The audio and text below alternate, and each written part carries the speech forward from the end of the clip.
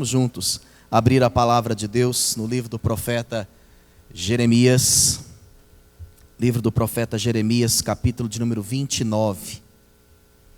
Vamos ler alguns versículos, iniciando pelo verso 1.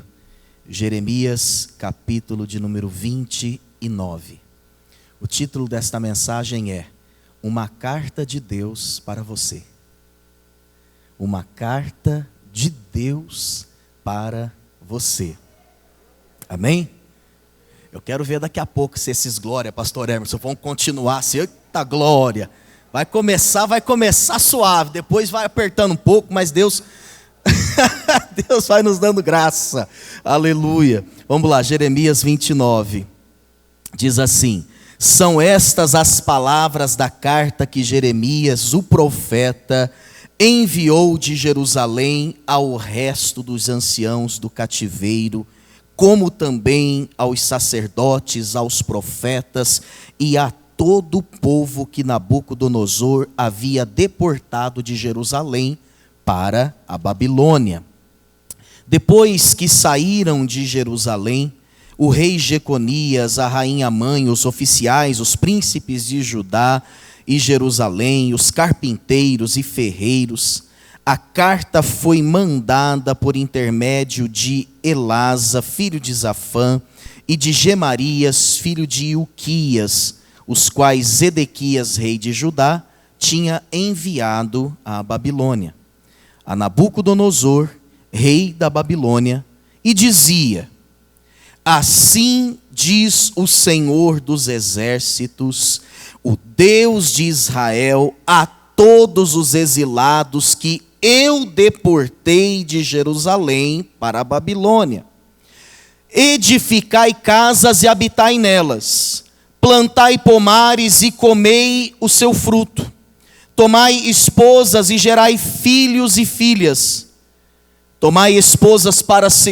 os vossos filhos e dai vossas filhas a maridos, para que tenham filhos e filhas, multiplicai-vos aí e não vos diminuais. Procurai a paz, o shalom da cidade para onde vos desterrei, e orai por ela ao Senhor, porque na sua paz vós tereis paz. Porque assim diz o Senhor dos exércitos, o Deus de Israel: Não vos enganem os vossos profetas que estão no meio de vós, nem os vossos adivinhos, nem deis ouvidos aos vossos sonhadores, que sempre sonham segundo o vosso desejo. Porque falsamente vos profetizam eles em meu nome. Eu não os enviei, diz o Senhor. Assim diz o Senhor: Logo que se cumprirem para a Babilônia 70 anos, atentarei para vós outros e cumprirei para convosco a minha boa palavra, tornando a trazer-vos para este lugar. Eu é que sei que pensamentos tenho a vosso respeito, diz o Senhor: pensamentos de paz e não de mal, para vos dar o fim que desejais. Então me invocareis, passareis a orar a mim, e eu vos ouvirei. Buscar-me-eis, e me achareis, quando me buscardes de todo o vosso coração. Serei achado de vós, diz o Senhor, e farei mudar a vossa sorte. Congregar-vos-ei de todas as nações e de todos os lugares para onde vos lancei, diz o Senhor, e tornarei a trazer-vos ao lugar de onde vos mandei para o exílio. Amém? Nós temos falado um pouco mais sobre cartas nesses dias por conta da cápsula do tempo. Muitos de nós escrevemos cartas e temos a esperança no coração e a fé de que vamos também receber algumas cartas daqui a 16 anos. Podemos ensinar para os nossos filhos, ainda crianças, alguns adolescentes, o que é uma carta, não é? Podemos lhes oferecer a oportunidade de de escrever uma carta para alguém, para o seu pai, para o seu irmão, foi de fato uma experiência maravilhosa. É muito bom receber uma carta trazendo boas notícias. Na verdade, assim como os diáconos, eles eram vistos como garçons que distribuíam alimento para as pessoas conforme as suas necessidades, os pastores, eles eram e até hoje são reconhecidos, na verdade, como carteiros, como mensageiros, como atalaias, como esses dispenseiros da mensagem de Deus. Então, pela graça de Deus, em nome de Jesus, assim como os outros pastores que passam por esse púlpito, não é? Nessa noite eu me coloco como mensageiro de Deus para te entregar uma carta muito especial da parte do Senhor. E o melhor é que essa carta, ela já está aberta hoje. Essa não vai precisar, pastor Emerson, esperar 16 anos. Há algum tempo todos nós, pelo menos a maioria de nós, não é? Homens e mulheres assistiram o filme A Cabana. E na verdade esse filme, ele mostra a história de um homem que foi passar um período de folga, de férias com a sua família, numa mata, onde havia uma cabana e infelizmente a sua filhinha se perdeu. E eles não acharam mais aquela menina, possivelmente ela foi assassinada naquela localidade, com muita brutalidade. E esse homem, então, esse pai que se tornou uma pessoa extremamente amargurada, tempos depois ele recebeu uma carta na caixa de correio. Vocês se lembram disso? Interessante que não havia pegadas na neve. E ele então foi convidado, através desta carta, a voltar ao lugar daquele episódio tão trágico na sua vida. E a partir então desta cena acontece muita coisa na vida daquele homem, uma revelação especial de Deus através de muitas cenas e de muitas figuras. Se você ainda não assistiu, vale a pena você assistir esse filme pela ótica cristã. É ficção, né? Talvez baseado em fatos reais, mas uma ficção. Porém, Deus não fala apenas na ficção, amém? Deus falava aos seus filhos no Éden pela viração do dia. Deus falava aos patriarcas, homens e mulheres experimentaram fortes revelações de Deus através das epifanias. O que dizer da revelação que teve Agar, a serva desprezada? O próprio Moisés, Jacó, no Val de Jaboque. Poderíamos citar aqui vários exemplos de homens e mulheres aos quais Deus falou. E nesse caso nem enviou o recado, ele diretamente ministrou ao coração dessas pessoas. No período dos juízes, no período dos reis, Deus continuou falando ao coração do seu povo. E nós estamos diante de um texto que relata o período profético, parte dele. Jeremias foi um dos profetas que falou à nação de Israel no exílio da Babilônia, praticamente 6 séculos antes de Cristo. Um tempo duradouro, 70 anos. Não foram necessariamente só anos de escravidão, conforme lemos neste texto, mas um tempo muito difícil. Mas como vimos aqui pela manhã na palavra do pastor Emerson, esse Deus, ele muda as eras. Ele é o Deus Senhor de todas as estações, de todas as fases da nossa vida, como veremos. Então esse Deus está falando ao coração desse povo através desta carta. Jeremias, ele está em Jerusalém com os remanescentes, e ele então fala ao coração deste povo, através de mensageiros que levaram esta carta, uma palavra poderosa, que primeiro descreve quem era Deus e quem é Deus, mas no segundo momento esta carta, ela trouxe um grande desafio para a nação que estava no exílio. Por isso que eu digo e disse que uma carta que começa num tom mais amistoso, pastoral, falando de quem Deus é, mas ao mesmo tempo desafiando aqueles irmãos a saírem de um estágio e de um estado de acomodação, de estagnação. Nada como uma boa crise para fazer o ser humano achar que tem direito de parar. E então o Senhor falou poderosamente, bradou ao coração da nação de Israel através desta carta. E esse conteúdo está acessível a nós nessa noite. Em primeiro lugar, nesta carta de Deus para você, para aquele povo e para nós, Deus, Ele fala de sua soberania e de seu cuidado. O verso 4 deixa muito claro que o exílio não era resultado da ação de Satanás. Também não era simplesmente consequência de pecado. O Senhor faz questão de dizer: eu deportei vocês, eu gerei também esta situação, eu aproveitei, tirei proveito desta situação, porque quero tratar com vocês. Eu deportei vocês para o exílio, eu os levei para lá. Isso, irmãos, denota soberania.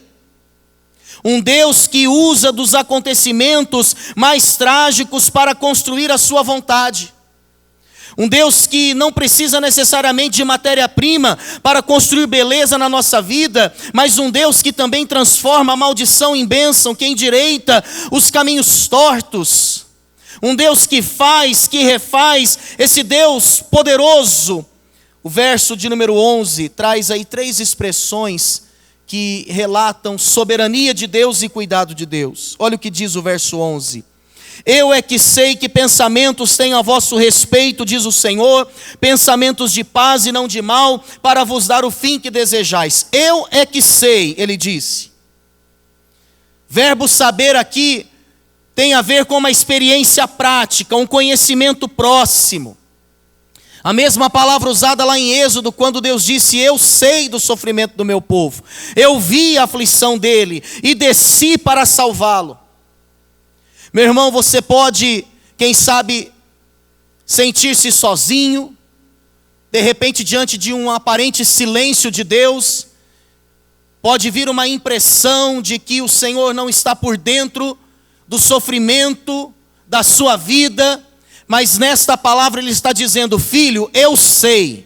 O Senhor está aqui nessa noite para dizer para você: filha, eu sei absolutamente todo o sofrimento, todas as lágrimas que você tem derramado, todas as lutas pelas quais você tem passado, eu conheço, porque eu sou onisciente, o dono de toda a ciência. Sei daquilo que você passou, tem passado, e daquilo que você ainda irá passar. Ele sabe. Como é bom descansarmos diante da inteligência suprema de Deus. Mas Ele também diz: eu é que sei que pensamentos tenho a vosso respeito. Pensamentos são planos que se originam na mente de Deus. Esses pensamentos deveriam ser buscados, porque tudo que começa em Deus já começa com carimbo de vitória. A ideia aqui é a seguinte: Deus em sua mente, Ele promove invenções hábeis, e essas invenções não são apenas planos. Se surgiu na mente de Deus, já pode ser considerado um fato. Aquilo que Deus pensa, acontece. A sua vontade é soberana, a sua palavra não volta atrás vazia. Por isso aqui Israel está sendo convidado a se conectar com os pensamentos de Deus, que são mais altos, que são mais sublimes. No exílio, na crise, somos tentados a pensar com a mente de baixo, com a mente caída do homem corrupto, corruptível. Não conseguimos enxergar um palmo à nossa frente. Somos tomados quase sempre pelo desânimo, pelo desespero. E nesta noite, nesta carta, o Senhor te diz: filha, começa a pensar com os meus pensamentos. Deixa eu gerenciar com o meu espírito os teus pensamentos. Quantas pessoas estão enclausuradas por conta de pensamentos nocivos. Pensamentos de morte, de sofrimentos antecipatórios. Essa é uma noite para nos conectarmos com os pensamentos de Deus. Seus pensamentos são de paz em meio à guerra, são de segurança na adversidade, de abundância na miséria. Esse pensamento já nasce com uma ponte para a realidade. Se Deus pensou algo a seu respeito, não há inferno que possa impedir a concretização dessa invenção divina. Louvado seja Deus. Mas esse texto também diz: para vos dar o fim que desejais. Fim ou aquilo que é último. Ele é o Deus que vai até o fim. Portanto, se ainda não deu certo, como dizemos, é porque ainda não chegou o fim. Deus pode demorar, mas Deus não se perde em meio ao tempo. Aos olhos de Deus, a espera não mata a esperança. Deus sempre apostou em nós, porque Ele é o Senhor do tempo, e Ele sabe o que pode fazer na minha e na sua vida, no correr dos anos, ao longo do tempo. A ideia aqui, irmãos, não era uma espera passiva, mas enquanto essas pessoas esperavam cessar o tempo do exílio, eles tinham que aproveitar a caminhada, eles tinham que, na verdade, viver. É como se o profeta dissesse para eles: não percam as belezas do caminho esperando o fim. E ele então disse: olha, promovendo a paz da cidade, o shalom da cidade, vocês terão a paz. E se tem um termo rico na Bíblia é este: shalom. Significa paz, prosperidade, significa satisfação, saúde plena, significado, sentido na vida. A Bíblia Nova Almeida Atualizada diz: depois de terem buscado o shalom da Babilônia, os exilados receberão o shalom de Deus na forma de um futuro e de uma esperança em sua terra natal. Deus aqui está se revelando como aquele que é soberano, que sabe todas as coisas. Ele pensa e Ele faz.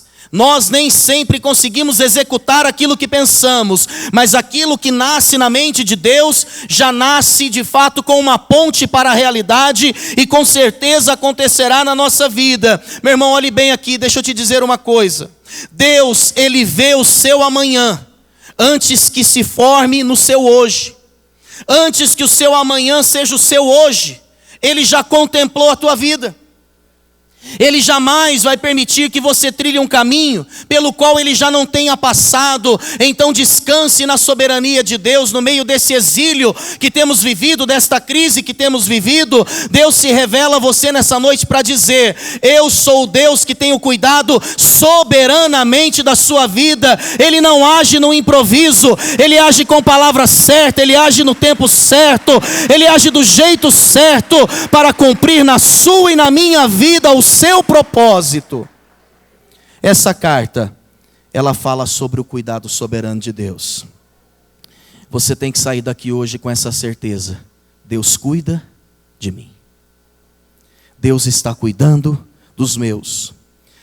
Mas no segundo momento, Deus, através desta carta, repreendeu a letargia daquele povo. Deus repreendeu a mornidão daquele povo, a paralisação emocional e espiritual daquele povo. Deus estava, na verdade, repreendendo a pachorra daquele povo.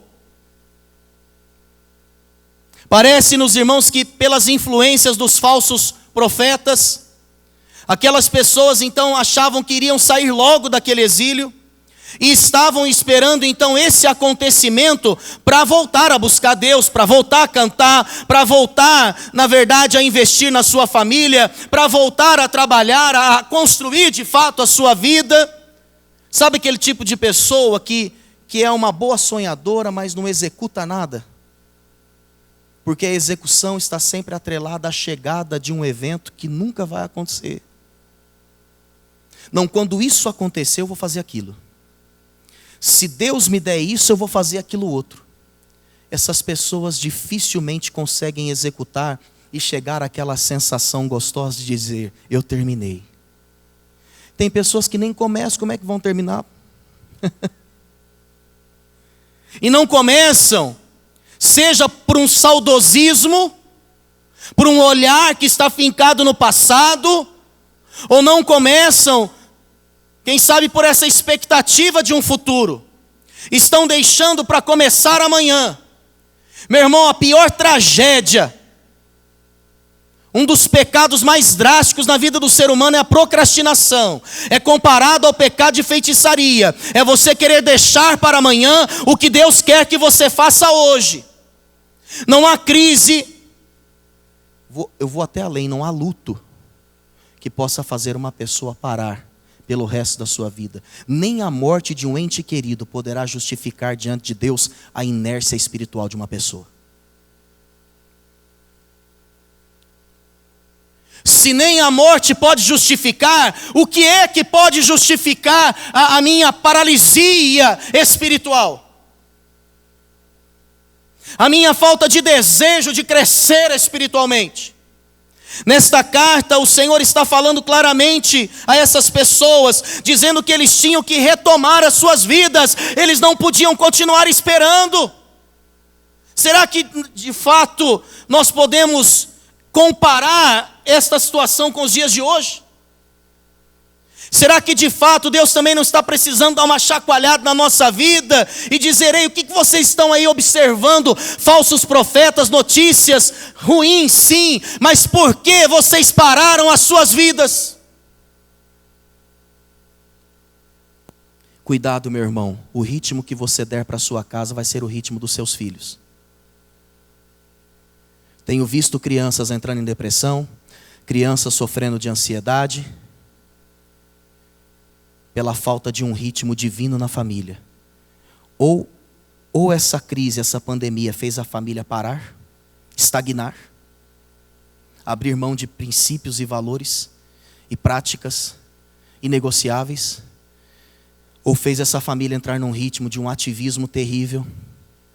Quantas crianças depressivas, quantas crianças com síndrome do pânico, quantas crianças ansiosas. Eu não quero lançar peso e culpa sobre a sua vida, mas nessa noite, como pais, nós precisamos pedir a Deus misericórdia. Se é que a nossa conduta está passando para os nossos filhos um ritmo que não é o de Deus para eles, Deus não vai cobrar deles, Deus vai cobrar de mim como pai. Deus vai cobrar de você como mãe. Quando eu olho para esses versículos aqui, se você estiver com a sua Bíblia aberta, dá uma olhada no versos 5 e 6. Olha o que Deus queria que esse povo fizesse. Parece estranho fazer isso no exílio, fazer isso em tempos de crise, crescer no sofrimento, expandir. Olha aí verso 5, edificai casas e habitai nelas, plantai pomares e comei o seu fruto. Verso 6, tomai esposas e gerai filhos e filhas, tomai esposas para os vossos filhos e dai vossas filhas a maridos, para que tenham filhos e filhas, multiplicai-vos aí e não vos diminuais. E o verso 13 traz esse fechamento, ou melhor, até a plenitude daquilo que Deus queria. O alvo maior da busca dessas pessoas no exílio: buscar-me-eis e me achareis, quando me buscardes de todo o vosso coração. Irmãos, no meio dessa pandemia nós temos sido tentados a abrir mão de compromissos inegociáveis. Primeiro, em relação a Deus, em relação à nossa vida espiritual. Orar menos, ler menos a Bíblia, vir menos à igreja, ter menos comunhão com os irmãos, e tudo isso nos parece muito justificável diante das notícias que temos ao nosso redor. Nós somos especialistas em driblar a nossa consciência, mas não enganamos a Deus. Preste atenção, Satanás está querendo fazer ruir esse alicerce da vida, que é o teu relacionamento com Deus. Na crise ele vem para dizer: agora você não precisa buscar tanto, você está desanimado, rapaz. Olha a situação aí, tem pouca gente indo na igreja. Olha aí, rapaz, você vai ficar se expondo. Ei, não precisa de tudo isso não. Aproveita aí para assistir mais séries, os filmes que você nunca assistiu. Você pode ter certeza que esse é um alvo do ataque de Satanás, o teu relacionamento com Deus. Nesta carta Deus estava dizendo: ei, por que vocês deixaram de me buscar? Por que vocês estão no exílio e vocês acham que não devem me buscar? Eu sou o Deus dos montes e dos vales, eu sou o Deus de Jerusalém, mas eu sou o Deus da Babilônia. Eu estou aí com vocês, vocês podem me buscar, eu quero me revelar a vocês, mas a cegueira é tão forte, porque eu estou aí diante de vocês, vocês não enxergam. Irmãos, na crise nós temos uma oportunidade de experimentar Deus mais profundamente, de uma forma mais palpável. Mergulhe em Deus, meu irmão, entre em Deus, busque intimidade com o Espírito Santo nessa pandemia. Ore como você nunca orou, leia a Bíblia como você nunca leu, tenha comunhão, busque estratégias. Não é para você ser relapso, não, irresponsável, não é isso, mas com prudência, mas ao mesmo tempo com ousadia. Não deixe a sua vida espiritual escorrer pelos seus dedos. Não deixe a vida espiritual dos seus filhos escorrer pelos seus dedos. Lute por eles, lute em Deus por eles. Você pode ter certeza que uma outra meta de Satanás é fazer ruir, sim, o seu trabalho. Esse povo tinha deixado de trabalhar, porque a impressão é que eles não estavam trabalhando para eles, mas para os outros. Eles não estavam na terra deles, e Deus estava dizendo: trabalhem. Se vocês trabalharem pela prosperidade da Babilônia, a prosperidade da Babilônia será a prosperidade de vocês. É interessante que nessa carta em específico, Deus estava dizendo: olha, por que vocês estão aí, nessa paradeira terrível? Por que vocês penduraram as harpas? Por que vocês não retomam as suas vidas? Vocês estão esperando o quê? Eu não estou aqui comparando 70 anos do exílio e dizendo que vai demorar muito ainda para passar esse Covid. Eu não sei, não tem essa resposta que ninguém tem. Mas você vai esperar passar? Nós vamos ficar parados, vendo tudo acontecer, acuados como um bichinho com medo no canto? Meu irmão, retome. Ah, pastor, você não sabe o que você está falando. A minha área foi muito afetada, pastor. Perdi emprego, perdi salário, perdi vendas. Meu irmão, peça a esse Deus que é o dono do conhecimento e da ciência a sabedoria para você criar na crise. Sabe, se uma fonte secou, Deus vai abrir outra. Ele é Deus.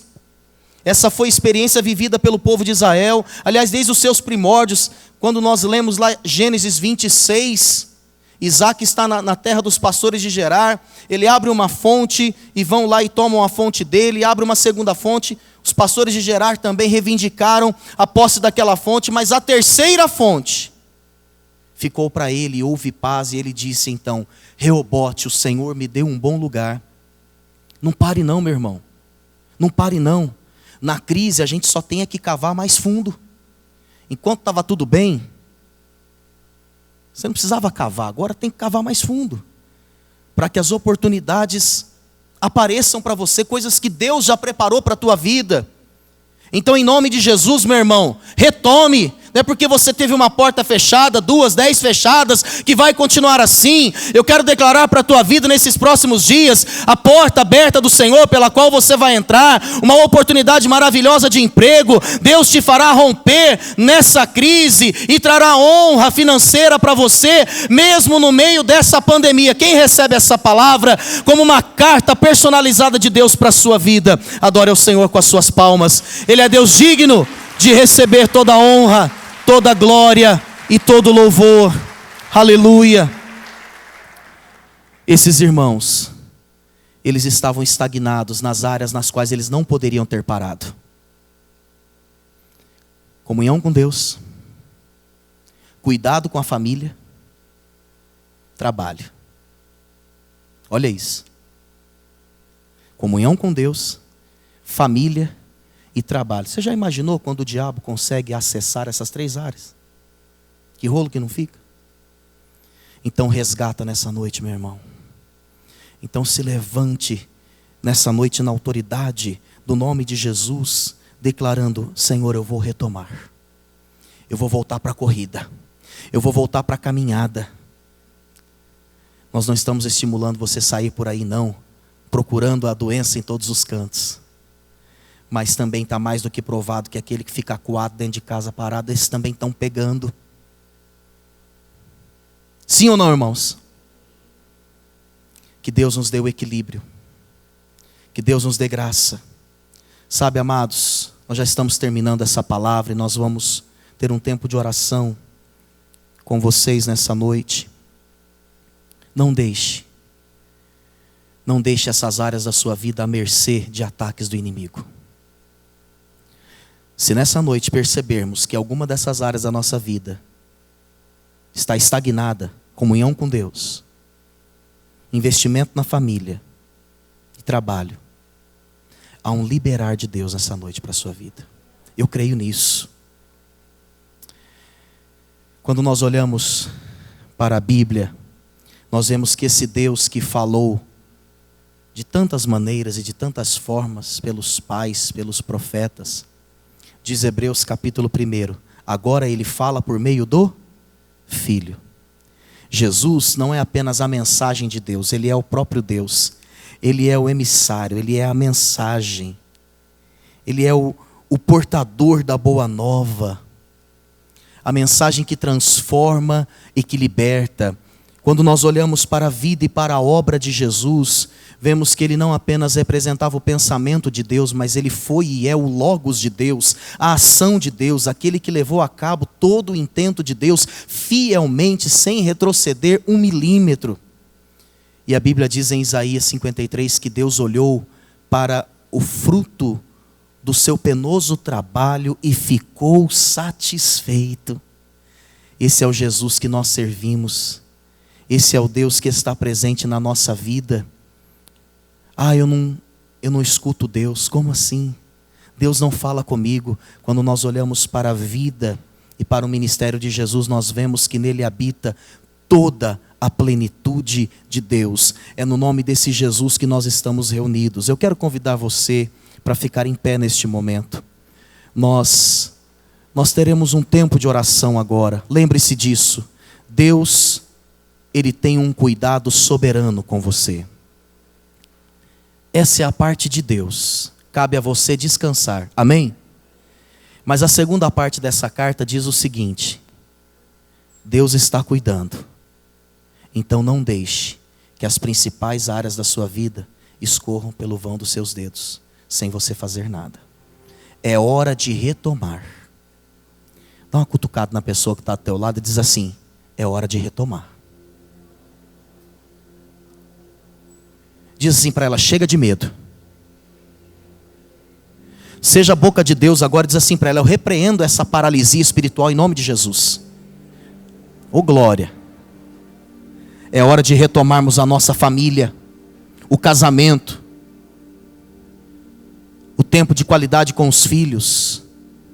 É hora de retomarmos, é hora de retomarmos. Não fique esperando um momento melhor para você começar, meu irmão. A hora é agora, amém? A hora é agora. Pai, obrigado, Senhor, por esta palavra. Obrigado porque o Senhor tem ministrado aos nossos corações através dessa carta. Uma carta do Senhor para nós. Obrigado pelo teu cuidado soberano.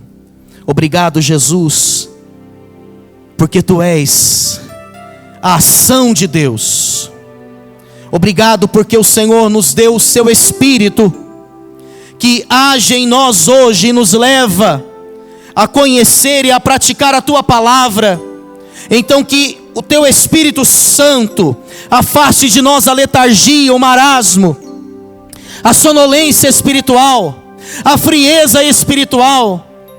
Pai, todos esses estigmas que Satanás levantou dentro de nós, todos esses pressupostos que Satanás levantou dentro de nós, que não nos deixam avançar, que não nos deixam trabalhar para o Senhor, que eles sejam nessa noite quebrados na autoridade do nome de Jesus. Pai, livra-nos de toda estagnação. Livra-nos, Pai, da falta de busca da tua presença, porque o Senhor quer se revelar, porque o Senhor quer falar. A tua palavra diz: serei achado de vós, diz o Senhor. Queremos desenvolver comunhão íntima contigo em plena crise. Queremos ser a tua boca na vida de tantas pessoas que estão paralisadas, que estão com medo, que estão dominadas por um saudosismo, ou quem sabe, meu Deus, estão com os olhos num futuro que não vai chegar. Meu Deus, tem misericórdia.